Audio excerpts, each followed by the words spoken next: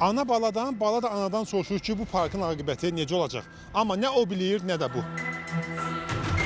Burada başqa işlər görürlər. Tikili var idi, o söküldü. Gəlib oturaram da. Mədəniyyət evinin də vəziyyəti heç də parkdan geri qalmır. Kraskalıyırlar, yox oldular. Bu qədər yol gəldi, buradan da sizinlə telefonla danışdıq. Yeni Günəşlidə bir park var, adına Anabala deyirlər. Qarşısında Anabala heykəli də var.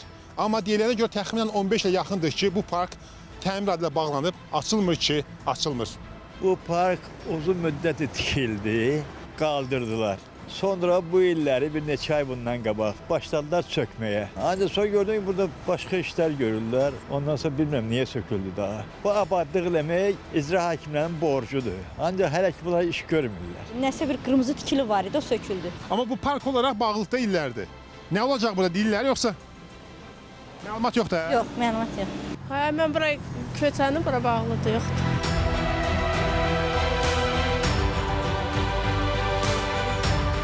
Daha bir təmirə ehtiyacı olan, amma təmiri bitməyən park isə Hövsandadır.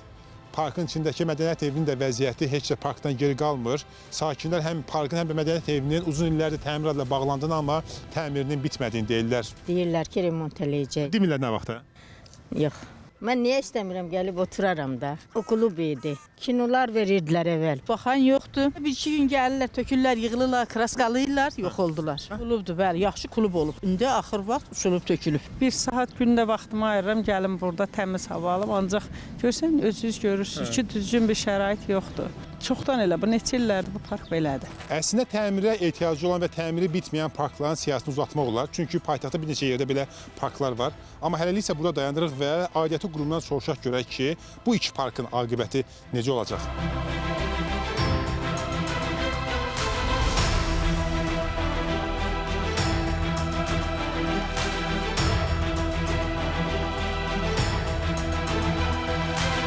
Kimsə gələ bilər aşağı zəhmətləməsi. Gəlib burada dinləmək olar da bizi. Yəni bu qədər yol gəldi, buradan da sizinlə telefonla danışdıq. Bu icra hakimiyyətinə bir nəfər aşağı düşüb bizi demədi ki də, niyə gəlmisiniz? Bəli, hər iki parkın təmiri ilə bağlı, təmiri ilə bağlı, bitəcəyi ilə bağlı Suraxanı rayon icra hakimiyyətinə gəldi ki, görək nə deyirlər.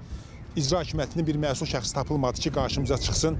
Yuxarıdan aşağı telefonla danışmağı məsləhət bildilər. Parkların təmiri ilə bağlı isə hər hansı bir məlumat verilmədi. Gedin, əlaqə saxlayacaq dedilər.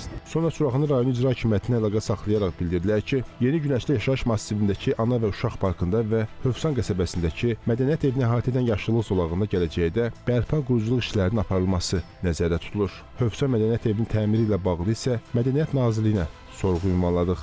Nazirlikdən sorğumuza açıqlama verilsə də, amma məsələ ilə bağlı konkret sualımız cavabsız qaldı.